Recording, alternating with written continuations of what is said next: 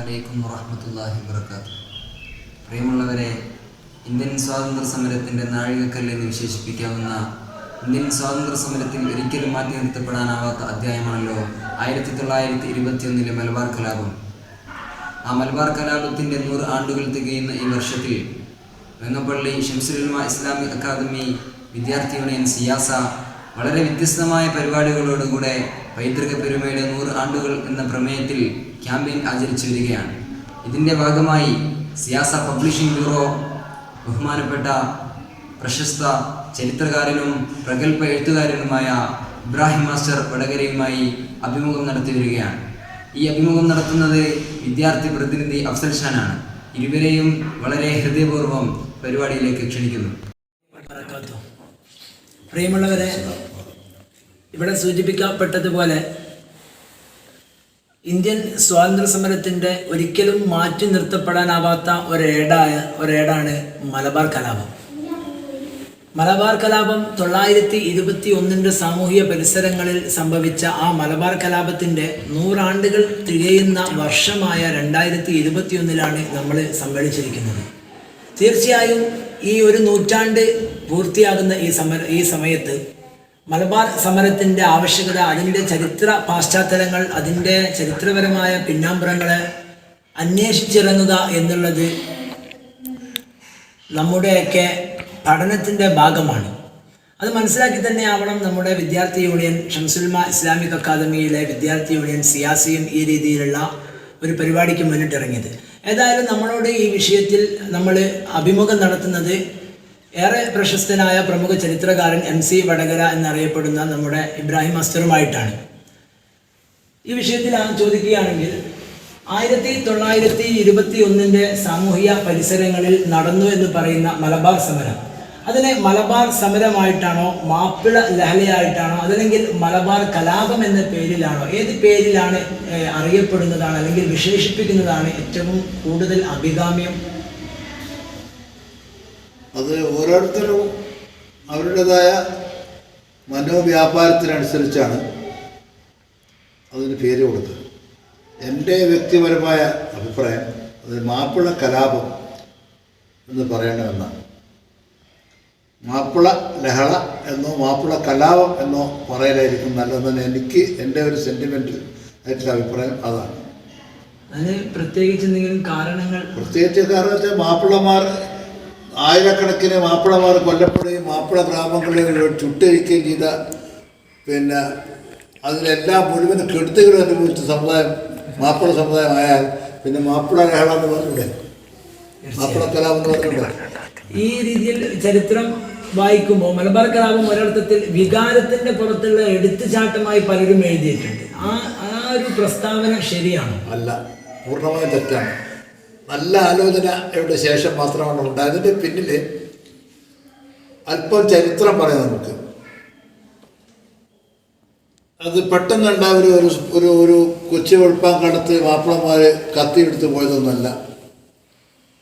കേരളത്തിലെ ഭൂവ്യവസ്ഥ എന്താണെന്ന് ആദ്യം മനസ്സിലാക്കുന്നത്. ഇപ്പോൾ ഐതിഹ്യങ്ങൾ പ്രകാരം കേരളം പണ്ട് കടൽ മുഴുവൻ കടലായിരുന്നു. അപ്പോൾ കടൽ എന്ന് പറഞ്ഞാൽ എവിടെ വരെ, നിങ്ങളുടെ വയനാടിൻ്റെ അതിർത്തി വരെ കടലായിരുന്നു. അവിടെ കാരണം അത് എന്തുകൊണ്ടാണെന്ന് വെച്ചാൽ അതിലവിടെ കുഴിച്ചെടുക്കപ്പെട്ട പലതരം കക്കകളും കടൽ ജീവികളുടെ ഫോസിൽസൊക്കെ അവിടെ കണ്ടിട്ടുണ്ട്. അപ്പോൾ അതിൻ്റെ അടിസ്ഥാനത്തിൽ അവിടെയൊക്കെ കടലായിരുന്നു. ആ കടലിൽ നിന്ന് കേരളത്തെ പരശുരാമൻ വീണ്ടെടുത്തു എന്നാണല്ലോ പറയുന്നത്. പരശു എന്ന് പറഞ്ഞാൽ മഴു എന്നാണ് അർത്ഥം. അപ്പോൾ അത് അയാൾ വന്ന കാലഘട്ടം ഈ ആയുധങ്ങൾ, ഇരുമ്പിൻ്റെ ആയുധങ്ങൾ മനുഷ്യന് ഉപയോഗിക്കാത്തൊരു കാലഘട്ടത്തിലായിരിക്കണം അയാൾ വന്നിട്ടുണ്ടാകുക പരശുരാമൻ. അയാൾ മഴ കഴിഞ്ഞിട്ട് എനിക്ക് തോന്നുന്നത് അവിടെ നമ്മളെ ലക്കിടിയില്ലേ, ലക്കിടി എന്നായിരിക്കും എറിയിട്ടുണ്ടാകുക കടലിൽ. അങ്ങനെ കടല് പിൻവാങ്ങി അയാൾ കര ഉണ്ടാക്കി. ഐതിഹ്യമാണ്, ചരിത്രത്തിൻ്റെ യുക്തിയൊന്നുമില്ലെങ്കിൽ. എന്നിട്ട് അയാൾ വടക്ക് നിന്ന് കുറേ നമ്പൂതിരിമാരെ കൊണ്ടുവന്ന് ഇവിടെ സ്ഥാപിച്ച് കുറേ ക്ഷത്രിയന്മാരൊക്കെ കൊന്നു തീർത്ത് നമ്പൂതിരിമാർക്ക് കേരളത്തെ ഏൽപ്പിച്ചു കൊടുത്തു എന്നാണ് കഥ. അപ്പോൾ അതിനകത്ത് ആര്യന്മാരുടെ കുടിയേറ്റം എന്ന് നമ്മൾ പുതിയ ചരിത്രത്തിൽ പറയും. അപ്പോൾ അതിൻ്റെ അർത്ഥം എങ്ങനെയാണെന്ന് വെച്ചാൽ കേരളത്തിലെ ഭൂമിയുടെ ഏതാണ്ട് ഒട്ടുമുക്കാൽ ഭാഗവും ബ്രാഹ്മണ കുടുംബങ്ങളുടെ കയ്യിൽ, നമ്പൂതിരിമാരുടെ കയ്യിലായിരുന്നു. അതിനവരുണ്ടാക്കിയ ഒരു ഐതിഹ്യമായിരുന്നു, ഞങ്ങൾക്ക് ദൈവം തന്നതാണ്. ഇനി ഭൂപാലൻ എന്ന് പറഞ്ഞ ബ്രാഹ്മണൻ എന്നർത്ഥം. അങ്ങനെ ഇത് 18-ാം നൂറ്റാണ്ട്, 17-ാം നൂറ്റാണ്ട്, 18-ാം നൂറ്റാണ്ടൊക്കെ ആകുമ്പോഴേക്കും കേരളത്തിലെ മൊത്തം ഭൂമിയുടെ ഏതാണ്ട് 75% ബ്രാഹ്മണന്മാരുടെ കയ്യിൽ, ബാക്കി കുറേ ഭൂമി അമ്പലങ്ങളുടെ കയ്യിൽ, ക്ഷേത്രങ്ങളുടെ കയ്യിൽ.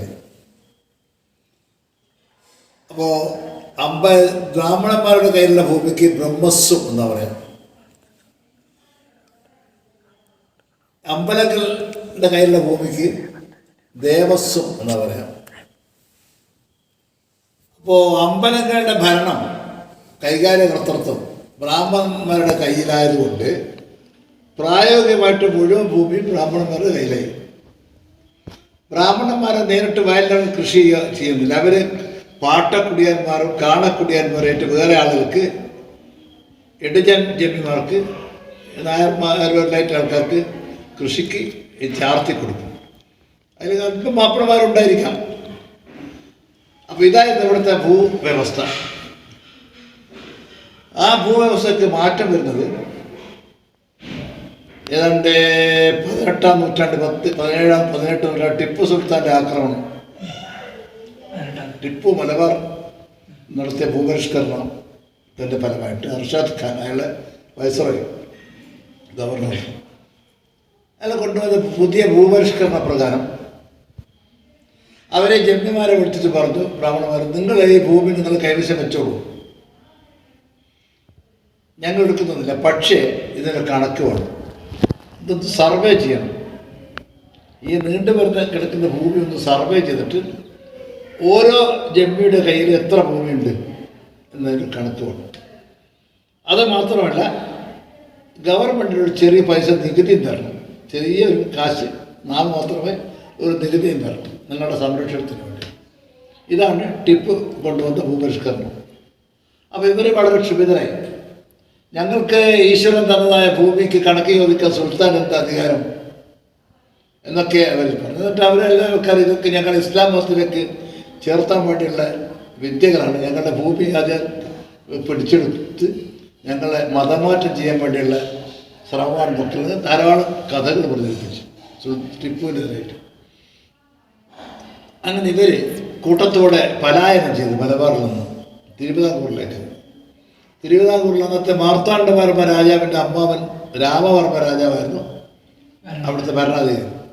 അയാൾ ഇവരെ സ്വീകരിച്ചു, ഇപ്പോൾ നമ്പൂതിരിമാരെ സ്വീകരിച്ച് അവരെ മാന്യമായി പരീക്ഷിച്ചു. അതുകൊണ്ടാണ് അയാൾ ധർമ്മരാജാവ് എന്നുള്ള പേര് അയാൾക്ക് കൊടുത്തത്. ധർമ്മരെ ഇവരെ രക്ഷിച്ചുകൊണ്ട് അങ്ങനെ കഴിഞ്ഞുകൊണ്ടിരിക്കുന്ന അവസരത്തിലാണ് 3-ാം മൈസൂർ യുദ്ധം നടക്കുന്നത്. 3-ാം മൈസൂർ യുദ്ധത്തിൽ എല്ലാവരും ടിപ്പുവിനെതിരായി. അവിടുത്തെ രാജാക്കൾ ബീജാപ്പൂർ സുൽത്താനും പിന്നെ അഹമ്മദ് നഗർ സുൽത്താനും അവിടുത്തെ നൈസാം രാജാവും മൈസൂർ രാജാവും എല്ലാ രാജാക്കന്മാരും, ഹിന്ദു മുസ്ലിം രാജാക്കന്മാരും മുഴുവൻ, മലബാറിലെ പഴശ്ശി രാജ മുതലായ ആൾക്കാരൊക്കെ ബ്രിട്ടീഷ് ഗവൺമെൻറ്റിൻ്റെ കൂടെ കൂടി. അക്കൂട്ടത്തിൽ ചില മുസ്ലിം പ്രമാണിമാർ, എളപ്പുരശ്ശേരി, ഉണ്ണി മൂസ, മഞ്ചേരി, അത്തം കുരുക്കൽ, ഇങ്ങനെയുള്ള ആൾക്കാരെല്ലാം എല്ലാവരും ഇവർക്കൊക്കെ ഭൂമി നഷ്ടപ്പെടുമല്ലോ ടിപ്പു വന്ന. ഇവരെല്ലാവരും കൂടി ബ്രിട്ടീഷുകാരുടെ കൂടെ കൂടി ടിപ്പുവിനെ പരാജയപ്പെടുത്തി. അങ്ങനെ ടിപ്പുവിനെ ശ്രീരംഗപട്ടണം ഉടമ്പടിയെ തുടർന്ന് മലബാറിൻ്റെ ഭരണം ബ്രിട്ടീഷുകാർ കൈക്കലാക്കി. ബ്രിട്ടീഷുകാർ എന്ത് ചെയ്തതെന്ന് വെച്ചാൽ ടിപ്പുവിനെ ഭയന്ന് ഓടിപ്പോയ നമ്പൂതിരിമാരെ മുഴുവനും തിരിച്ചു പിടിച്ചു. അപ്പോൾ ടിപ്പു നമ്പൂതിരിമാർ ഉപേക്ഷിച്ച ഭൂമി ഒക്കെ മാപ്പിള കൃഷിക്കാർക്ക് പതിച്ചു കൊടുത്തിരുന്നു. മാപ്പിളമാരായ കൃഷിക്കാർക്ക് 16 പിള്ളേരാണ് 18. ഈ മാപ്പിള കൃഷിക്കാർ അവിടെ കൃഷി ചെയ്ത് നെല്ല്, പിന്നെ തെങ്ങ്, പന, കവുങ്ങ്, ഇങ്ങനെ പല വൃക്ഷങ്ങളൊക്കെ ഉണ്ടാക്കി അവരാ പറമ്പിൽ വീട് വെച്ച് കിണർ കുഴിച്ച് കുളം കുഴിച്ച് ഒക്കെ ആക്കിയത് 10-50 കൊല്ലം കഴിഞ്ഞല്ലോ. ടിപ്പു എന്ത് ചെയ്തെല്ലാം പിടിച്ചെടുത്ത് പഴയ ജന്മങ്ങൾക്ക് കൊടുത്തു.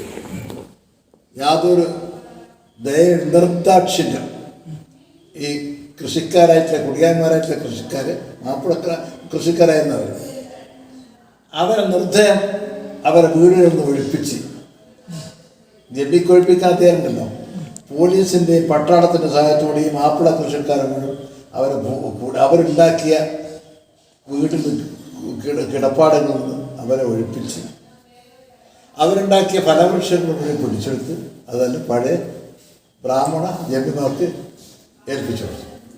അങ്ങനെ ഒരു കൊല്ലത്തിൽ ഏതാണ്ട് 6000-5000 കുടിയൊഴിപ്പിക്കലുകൾ നടത്തിയിട്ടുണ്ടെന്നാണ് പറയുന്നത്.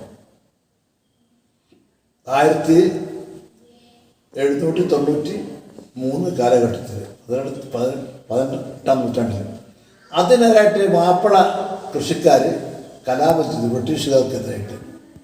അതോടൊപ്പം തന്നെ മുസ്ലിം ഉലമാക്കന്മാർ തർക്കുലും മുബാറത്ത് ഫത്വ പുറപ്പെടുവിച്ചിട്ട് ബ്രിട്ടീഷുകാരുടെ ഭരണം ഹറാം, അങ്ങനെ അതൊക്കെ വേറൊരു ഭാഗത്ത് ബ്രിട്ടീഷ് വിരുദ്ധ രാഷ്ട്രീയ സമരം വേറൊരു ഭാഗത്ത് കൊടുമ്പിരിക്കൊള്ളുന്നുണ്ട് ഇന്ത്യയിൽ, വടക്കേ ഇന്ത്യയിൽ. അപ്പോൾ അന്ന് മുതൽക്ക് തുടങ്ങിയിരിക്കുന്ന ഈ കലാപം, മാപ്പിളമാരും ബ്രിട്ടീഷുകാരും തമ്മിലുള്ള കലാപം 1793 ശ്രീരംഗപട്ടണം ഉടമ്പടിയെ തുടർന്ന് മലബാറിൻ്റെ ഭരണം ബ്രിട്ടീഷുകാർ ഏറ്റെടുത്ത ആ കാലം മുതൽ മാപ്പിളമാർ സമരത്തിന് തുടങ്ങിയിട്ടുണ്ട്. അതായത് ഒരിക്കലും ഇത് എടുത്തു ചാടിയതല്ല, അല്ല, ആലോചിച്ച് ചെയ്തതാണ്. അതിന് കാരണം ഉണ്ടായി, അതിന് പശ്ചാത്തലം ഉള്ളതുകൊണ്ടാണ്. ആ പശ്ചാത്തലം ഞാൻ പറഞ്ഞല്ലോ, ഇങ്ങനെ സ്വന്തം കുടുംബത്തിൽ നിന്നും അമ്മയും ഉമ്മയും ബാപ്പയും മക്കളും എല്ലാം കൂടി തെരുവിലേക്ക് ഇറങ്ങുക, അവരെ അതുവരെയുള്ള എല്ലാം നഷ്ടപ്പെടാന്ന് പറഞ്ഞാൽ പിന്നെ ഒരു മനുഷ്യൻ പിന്നെന്താ കലാപകാരൻ വേറെ എന്താ അവിടെ ഉള്ളത്? അതിന് ഉലമാക്കന്മാരുടെ പ്രേരണയും ഉണ്ടായത്. അങ്ങനെയാണ് മലപ്പുറം ശോതാക്കളുണ്ടാകുന്നത്, അങ്ങനെയാണ് ചേറൂർ ശോതാക്കളുണ്ടാകുന്നത്, അങ്ങനെയാണ് ഓമാനൂർ ശോതാക്കളുണ്ടാകുന്നത്. ഇങ്ങനെ അവിടങ്ങളിൽ ഒരുപാട് ഇപ്പോൾ നമ്മൾ നേർച്ചയൊക്കെ ഉറൂസൊക്കെ നടക്കുന്ന ഒരുപാട്, അതെല്ലാം തന്നെ സ്വാതന്ത്ര്യ സമരത്തിൽ ബ്രിട്ടീഷുകാർക്കെതിരായിട്ട് ഉള്ള പോരാട്ടത്തിൽ മരിച്ചു കൂടാ മാപ്പിള രക്തസാക്ഷികളാണ് ഇവരൊക്കെ തന്നെ. അങ്ങനെ കുറേ പ്രദേശമുണ്ട് അവിടുത്തെ, എത്രയോ അവിടെ പോയാൽ ചെറുവാടി ഉണ്ട്, ഇങ്ങനെ ഇതെല്ലാം തന്നെ. അപ്പം അതിങ്ങനെ പരമ്പരാഗതമായിട്ട് ബ്രിട്ടീഷുകാരോട് പോരാടുക, മാപ്പിളമാരെ ബ്രിട്ടീഷുകാർ കൊന്നെടുക്കുക, ഇങ്ങനെ ഇങ്ങനെ ഇങ്ങനെ ഇങ്ങനെ ഇങ്ങനെ തുറന്നു പോയത്.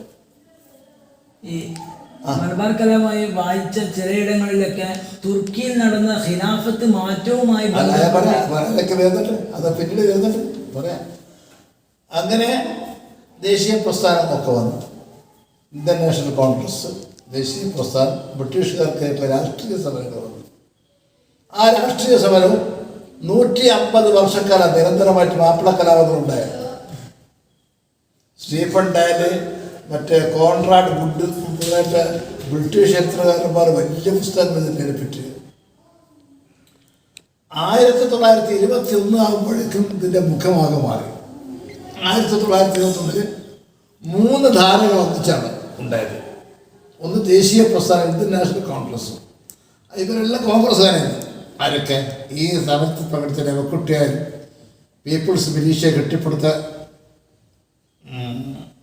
അയാളുടെ പേര്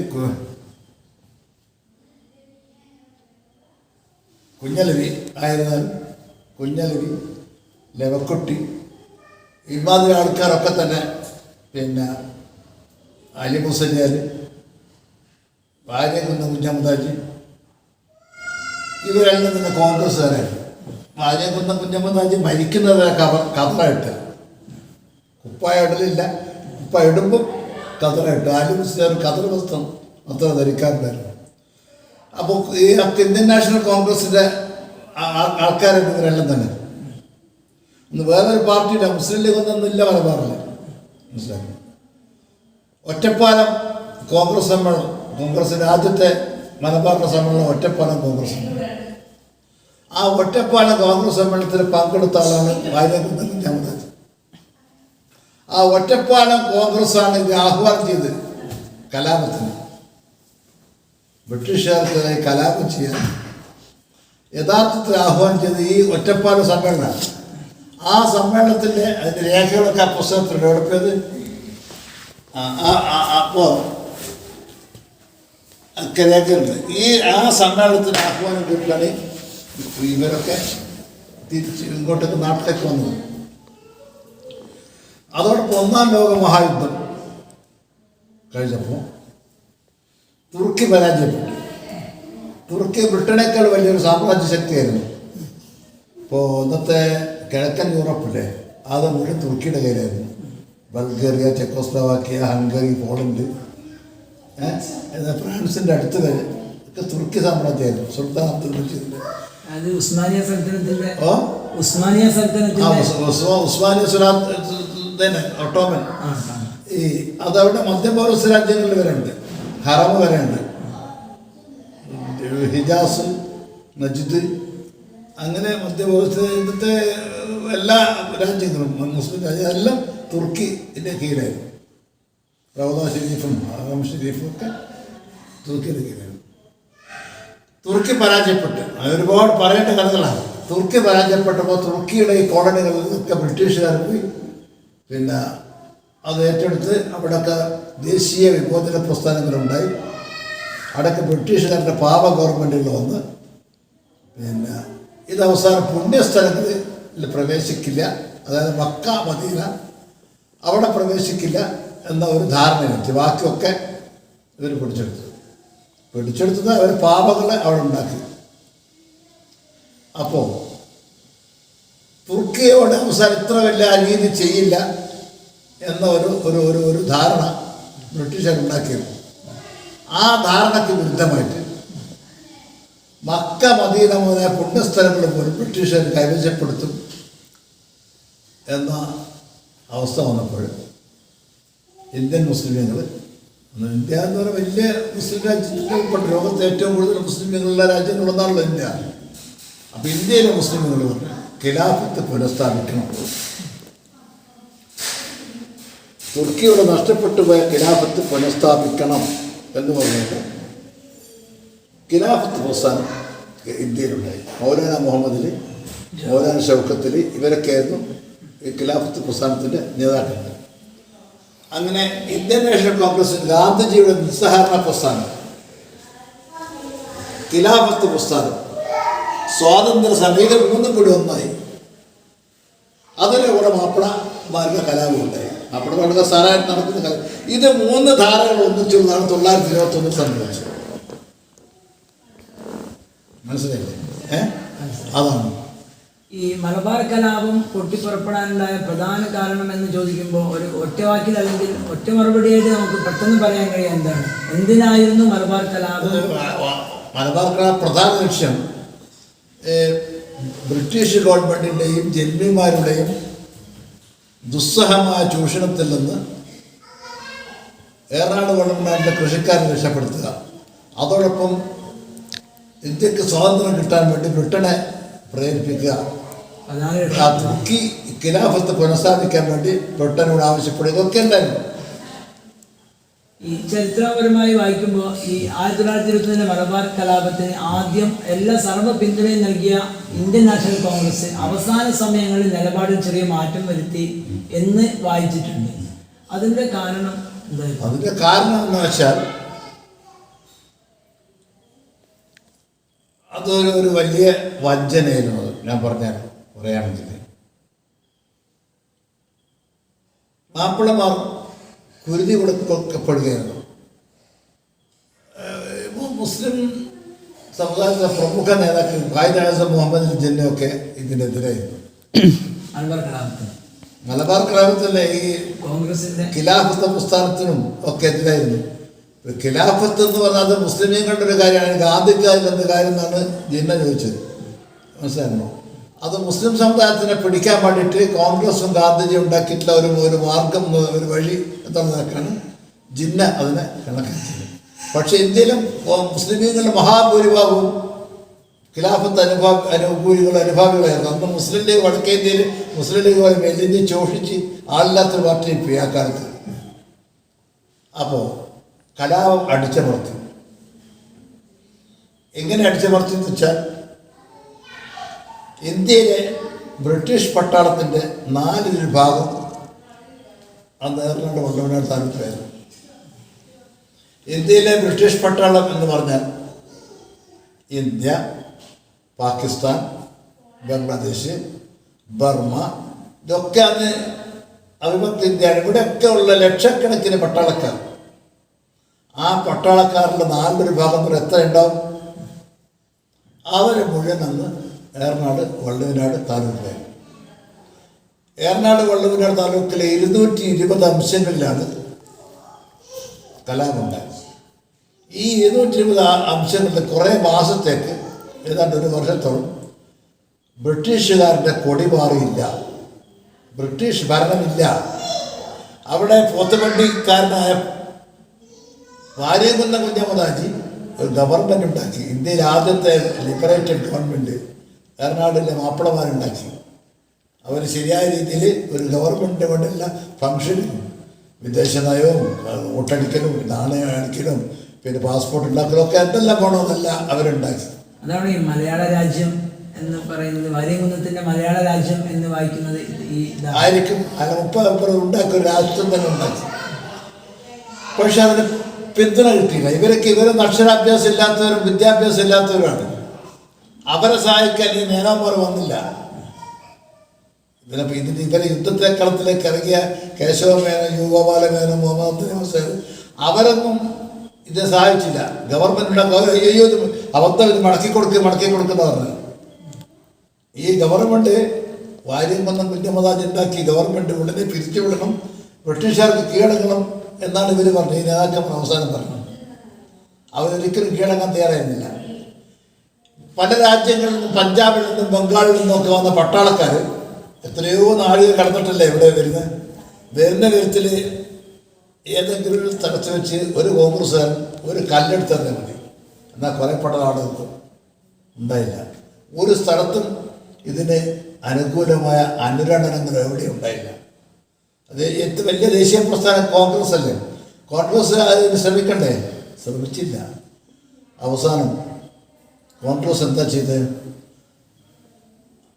ഈ കലാപകാലത്ത് ഹിന്ദുക്കൾ ഇസ്ലാം മതത്തിലേക്ക് പരിവർത്തനം ചെയ്തിട്ടുണ്ടോ, പരിവർത്തനം ചെയ്യാൻ വേണ്ടി മതമാറ്റങ്ങൾ നടത്തിയിട്ടുണ്ടോ എന്നന്വേഷിക്കാൻ വേണ്ടി ശ്രീനിവാസ ശാസ്ത്രികളുടെ നേതൃത്വത്തിൽ ഒരു കമ്മിറ്റി ഉണ്ടാക്കുക ചെയ്തു.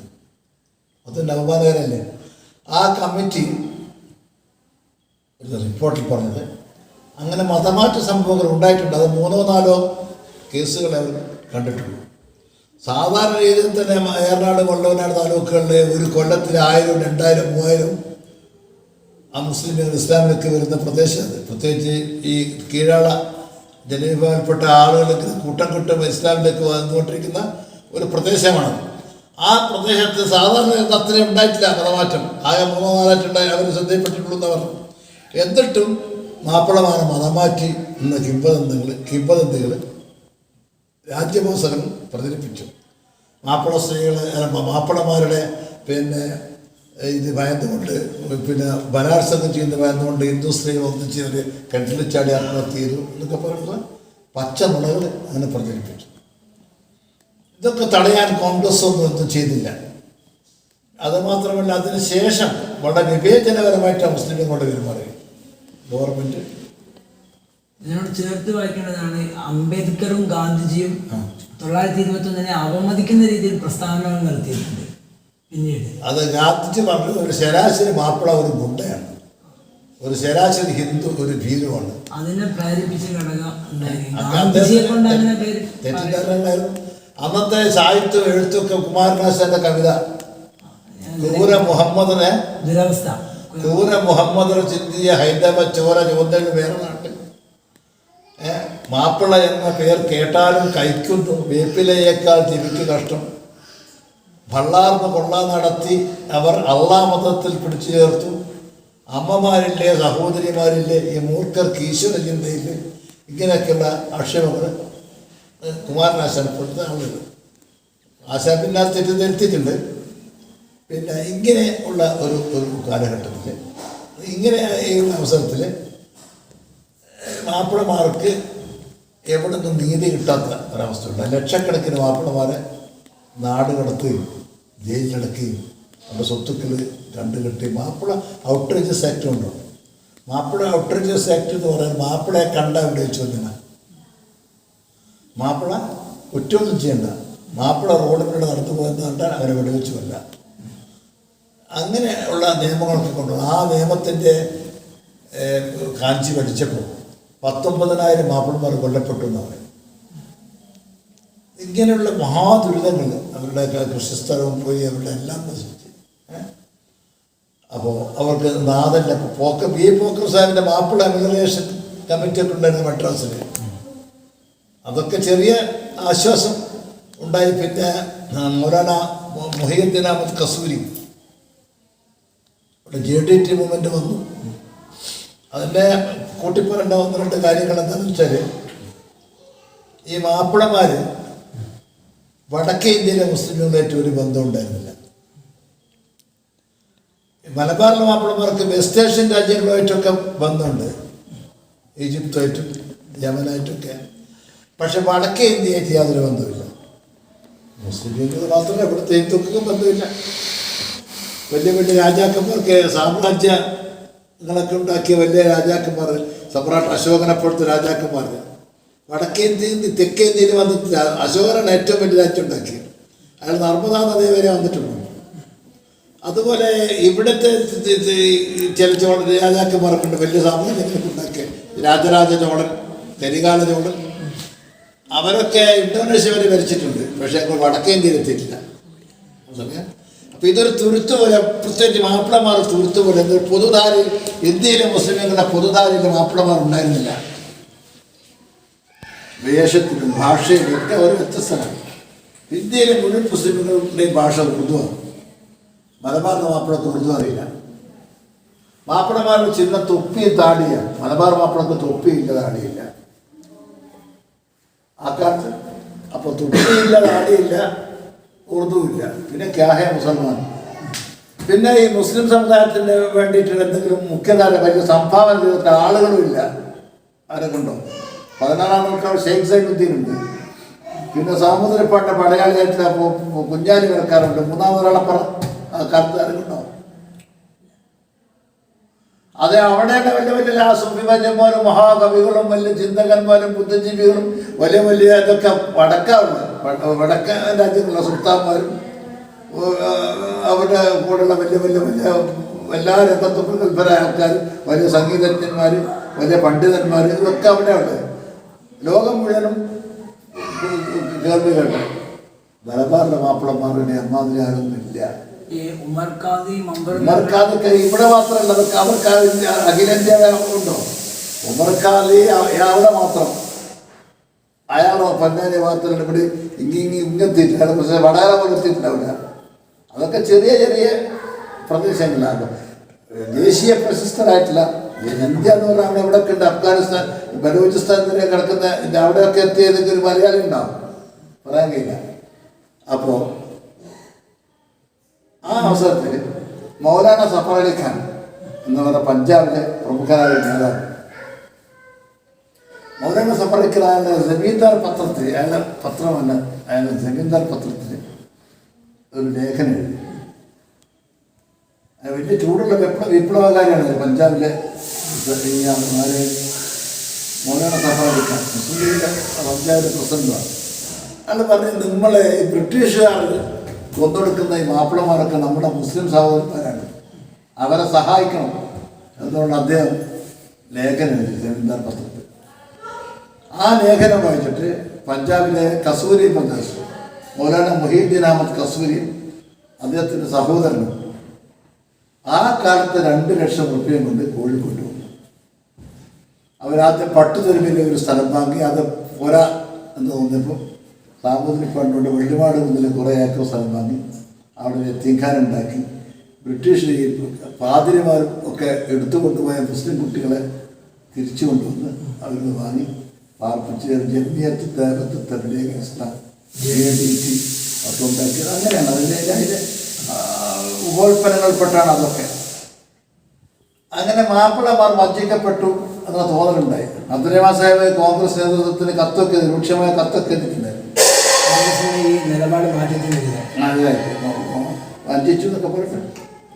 അപ്പോൾ ഇതുമായി ബന്ധപ്പെട്ട് മലബാർ കലാപത്തിന് നമുക്ക് മലബാർ കലാപത്തിന് നേതൃത്വം ഇന്ന ആളായിരുന്നു എന്ന് പറയാൻ മാത്രം ഒരു നേതൃത്വം ഈ കലാപത്തിനുണ്ടായിരുന്നു. ഈ പ്രശ്നത്തിന് ഒരു നേതാവ് വലിയ മുസ്ലിംകാരും ഭാര്യ കൊണ്ട് കുഞ്ഞമ്മദാജിയൊക്കെ ഉണ്ട്. അതിനൊരു സംഘടിത രാഷ്ട്രീയ നേതൃത്വം ഉണ്ടായിരുന്നില്ല. സംഘടിതമായ രാഷ്ട്രീയ നേതൃത്വം ഉണ്ടായിരുന്നില്ല എന്ന് പറയാം. അത് ഇത് മലബാർ കലാപം വേണ്ടത്ര വിജയം നേടിയില്ല എന്നതിന് കാരണം സംഘടിത നേതൃത്വം ഉണ്ടായിട്ടില്ല എന്നുള്ളതായി വിലയിരുത്തിപ്പോകും. അതായത് സംഘടിത നേതൃത്വം ഉണ്ടായിരുന്നെങ്കിൽ മലബാർ കലാപം ഒന്നുകൂടെ വിജയകരമായി മാറുമായിരുന്നു. അല്ല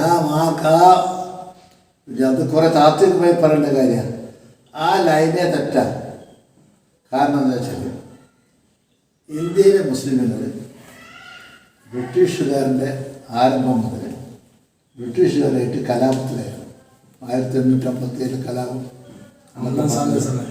അത് യഥാർത്ഥത്തിന് മുമ്പിലുണ്ടായിരുന്ന മുസ്ലിമുകളാണ് അല്ലേ? അതുകൊണ്ടാണ് ശിപ്പായി ലഹള. ആ മുസ്ലിമുകളാണ് അതിന് ഏറ്റവും വധശിക്ഷയ്ക്ക് വിധിക്കപ്പെട്ടു. ഒക്കെ തന്നെ അവസാനം ഇവരെ അന്നത്തെ അവസാനത്തിൽപ്പെടുത്തപ്പെട്ട ബഹദൂർ ഷാ അമീറാക്കിക്കൊണ്ട് ഹിന്ദുക്കളും മുസ്ലിങ്ങളും കൂടി ഒന്നിച്ചാണ് അത് സമരം ചെയ്തത്. പക്ഷേ പെട്ടെന്ന് ഹിന്ദു രാജാക്കന്മാർ മുഴുവൻ ബ്രിട്ടീഷുകാർക്ക് കീഴടങ്ങി. രാംജാൻ തോപ്പി, നാനാ ഫർണാണ്ടിസ്, അതെല്ലാവരും മുസ്ലിം രാജാക്കന്മാർ ആരും കീഴടങ്ങിയില്ല. ഝാൻസി റാണി എന്നൊരു രാജ്യം ബാക്കി എല്ലാ ഹിന്ദു രാജാക്കന്മാരും കീഴടങ്ങിയ ഹിന്ദു രാജാക്കന്മാർ അവരുടെ പട്ടാളത്തെ ഉപയോഗപ്പെടുത്തിക്കൊണ്ട് മുസ്ലിമീങ്ങളെ കൊന്നൊടുക്കലായിരുന്നു പിന്നെ ബ്രിട്ടീഷുകാർ ചെയ്തത്. ഒരു ദിവസം ശരാശരി 5000 മുസ്ലിമുകളെ കണ്ട് കൊന്നു എന്നാണ് W. ഹണ്ടർ പറയുന്നത്. W. ഹണ്ടർ എന്ന് പറയുന്നത് ഈ ലഹളയൊക്കെ അന്വേഷിച്ചുകൊണ്ട് ബ്രിട്ടീഷുകാർ ഉണ്ടാക്കിയ കമ്മീഷനാണ്. അത് 5000 ഒരു ഒറ്റ ദിവസം രാത്രി 10,000 മുസ്ലിമുകളെ നീളത്തിൽ വെച്ച് കൊന്നുന്നാണ്, തൂക്കിക്കൊന്നു. 10,000 കുറച്ചല്ല. ഇങ്ങനെ നക്കാവുന്ന നെഹ്റു പറയുന്നുണ്ട്, ഡൽഹി ദർവാസ, ഡൽഹി ഗേറ്റിലേക്കുള്ള ഇരുവശങ്ങളിൽ 27,000 കഴിവറകൾ കെട്ടിത്തൂക്കി. ആ കഴിവറകളിലെ മുസ്ലിം യുവാക്കളുടെ മൃതദേഹങ്ങൾ കാക്കയും കഴുകനും കൊത്തുന്നത് ഞാൻ കണ്ടു പറയുന്നത്. ദഹലവി നക്കാവുന്ന നെഹ്റു നല്ല ചോരയിൽ നീരുള്ള മുസ്ലിം ചെറുപ്പക്കാരെ പിടിച്ചുകൊണ്ട് വന്ന് പന്നിയുടെ തോളിലിട്ട് തുന്നി വെളിച്ചെണ്ണയിൽ പൊരിച്ചെടുക്കായിരുന്നു ശിക്ഷ. ഇത്രയും ക്രൂരം എന്ന് പറഞ്ഞാൽ പൈശാചികം എന്ന് പറഞ്ഞാൽ അതിൻ്റെ അപ്പുറം എന്ന് പറയാനില്ല. അങ്ങനത്തെ മർദ്ദനങ്ങൾ മുസ്ലിമുകളുടെ വഖഫ് സ്വത്തുക്കൾ, പെർമനന്റ് സെറ്റിൽമെന്റ് ആക്ട് കൊണ്ടുവന്ന് വഖഫ് സ്വത്തുക്കൾ മുഴുവൻ പിടിച്ചെടുത്തത്.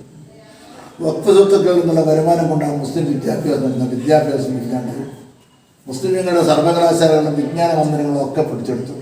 മുസ്ലിമുകളുടെ ഭാഷ നിരോധിച്ചു. അറബി, പേർഷ്യൻ ഭാഷ നിരോധിച്ചു. മുസ്ലിം എന്ന് പറയുന്ന എല്ലാ ചിഹ്നവും അവർ അവസാനിപ്പിച്ചു. ഇങ്ങനെ നാമാവശേഷമായ മുസ്ലിം സമുദായം ഏതാണ്ട് ഒരു ഇക്ബാൽ പറഞ്ഞ പോലെ ഒരു സ്പാനിഷ് ട്രാജഡി ഉണ്ട്. എന്നാൽ ആ ഘട്ടത്തിലേക്ക് സർവനാശത്തിൻ്റെ മുന്നിലേക്ക് എത്തുന്ന അവസരത്തിലാണ് ഇയാൾ വരുന്നത്. സർസീദ് അഹമ്മദ് ഖാൻ. സർസീദ് അഹമ്മദ് ഖാൻ സിപ്പായി റാലിയിൽ പങ്കെടുക്കാത്തതാണ്. അദ്ദേഹം മുസ്ലിമുകളോട് പറഞ്ഞു, ഈ ലൈൻ ശരിയല്ല, ഇങ്ങനെയല്ല. മഹത്തായ ഒരു സമുദായം, ഹൈറ ഉമ്മത്ത് എന്ന് പറഞ്ഞ ഈ സമുദായം ഇന്ത്യ രാജ്യത്ത് നാമാവശേഷമായി. അതുകൊണ്ട് ഈ പോക്ക് നിങ്ങൾ നിർത്തണം. കാരണം നിങ്ങൾ ഒരു ശക്തിയില്ലാത്ത, നിങ്ങൾ സൂര്യനെ ശ്രമിക്കാത്ത മഹാസാമ്രാജ്യത്തിൻ്റെ ബ്രിട്ടീഷുകാരുമായിട്ട് യുദ്ധം ചെയ്താൽ അവർ പീരങ്കി വെച്ച് നിങ്ങളെ കൊല്ലും. നിങ്ങൾക്ക് എന്താക്കാൻ കഴിയും? ഇവിടുത്തെ ഭൂരിപക്ഷ സമുദായമാണെങ്കിൽ ബ്രിട്ടീഷുകാർക്ക് അനുകൂലമാണ്. അതുകൊണ്ട് ഈ പോക്ക് നിർത്തണം. അദ്ദേഹം 2 നിർദ്ദേശങ്ങൾ വെച്ചു. അതെന്നാ, ഒന്ന് മോഡേൺ എഡ്യൂക്കേഷൻ, മറ്റൊന്ന് മോഡേൺ പൊളിറ്റിക്സ്. നിങ്ങൾ ആയുധം താഴെ വെക്കണം. എന്നിട്ട് നിങ്ങൾ ആധുനിക വിദ്യാഭ്യാസം, സയൻസും ടെക്നോളജി പഠിക്കണം. ആധുനിക രാഷ്ട്രീയ കൈകാര്യം ചെയ്യണം. ഈ 2 മാർഗങ്ങൾ കൂടി മാത്രമേ നിങ്ങൾക്ക് മോചനമുള്ളൂ എന്ന് സർസീദ് അഹമ്മദ് ഖാൻ. കണ്ടിട്ടില്ലേ ഫോട്ടോ? എൻ്റെ നാടി റസൂലുള്ളാഹിയുടെ 26ാമത്തെ പുത്രനാണ്. അങ്ങനെ കുറേ അനുകൂലം പ്രതികൂലമൊക്കെ ഉണ്ടായി. മറ്റേ ഗംഗോയൊക്കെ എതിരായിരുന്നു. റഷീദ് അഹമ്മദ് ഗംഗോയി അല്ലേ?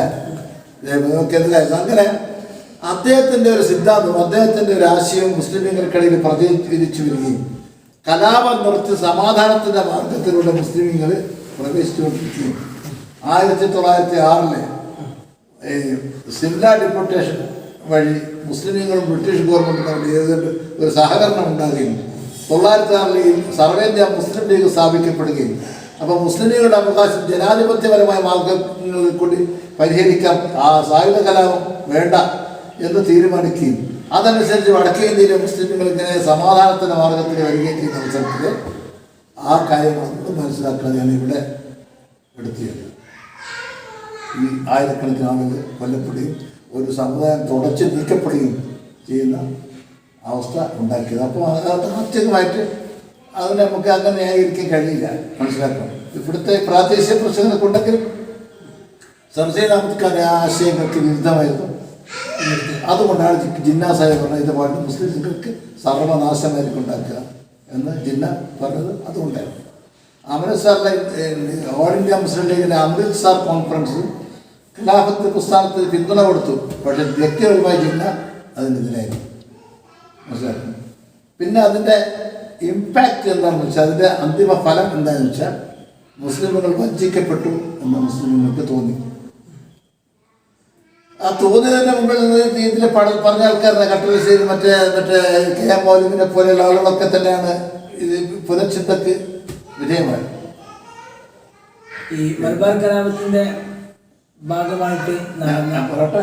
അങ്ങനെ അപ്പോൾ അവർ തോന്നി ഞങ്ങൾ വഞ്ചിക്കപ്പെട്ടിരിക്കുന്നു. അപ്പോൾ മുസ്ലിമുകൾക്ക് ഒരു സംഘടിത ബോധം ഉണ്ടാവണം. മുസ്ലിമുകൾ സ്വയം ഒരു സംഘടന നിൽക്കണം. മുസ്ലിമുകൾക്ക് ഐക്യം ഉണ്ടാവണം. മലബാറിലെ മുസ്ലിമുകൾ സംഘടിതമായ ഒരു ശക്തിയായി മാറണം. ആ സംഘടിത ശക്തി ഉപയോഗിച്ചുകൊണ്ട് രാഷ്ട്രീയ പ്രവർത്തനം നടത്തണം. ആ രാഷ്ട്രീയ പ്രവർത്തനത്തിലൂടെ മുസ്ലിമുകളുടെ ഈ പറ്റിയ പരിക്കുകൾ പരിഹരിക്കാൻ ശ്രമിക്കണം.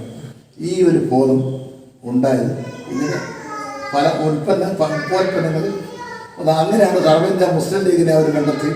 മുസ്ലിം ലീഗിൻ്റെ ശാഖകൾ ഏറനാട് വല്ലതും വ്യാപകമായി ഉണ്ടാവുകയും ആ ഖിലാഫത്ത് പ്രസ്ഥാനത്തിൽപ്പെട്ട വലിയ നേതാക്കന്മാരെ തന്നെ പിന്നെ മുസ്ലിം ലീഗായി മാറുകയും ഒക്കെ ചെയ്യുന്ന രാഷ്ട്രീയ പരിവർത്തനം അതും അപ്പോഴാണ് ഉണ്ടാകുന്നത്. അതാണ് അതിൻ്റെ ഫലം.